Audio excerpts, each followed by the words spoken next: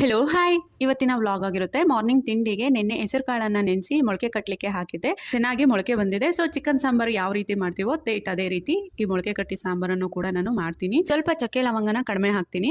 So ಇಲ್ಲಿ ನೋಡ್ತಿರ್ಬಹುದು ಹೆಸರು ಕಾಳಿನ ಜೊತೆ ನಾನು ಕಡಲೆ ಬೀಜನೂ ಕೂಡ ಸೇರಿಸಿದ್ದೀನಿ. ಎಂತಕ್ಕಪ್ಪ ಕಡಲೆ ಬೀಜ ಸೇರಿಸಿದ್ದೀನಿ ಅಂದ್ರೆ ಈ ಮೊಳಕೆ ಕಟ್ಟಿದ ಕಾಳನ್ನ ಹಸಿಯಾಗೆ ಹಾಗೆ ತಿನ್ನೋದ್ರಿಂದ ನಮ್ಮ ಬಾಡಿಗೆ ಬೇಕಾಗಿರುವಂತಹ ನಾರಿನಾಂಶ ಪ್ರೋಟೀನ್ ಎಲ್ಲ ಸಿಗುತ್ತೆ. ತುಂಬಾನೇ ಒಳ್ಳೆಯದು ಹೆಲ್ತ್ಗೂ ಕೂಡ.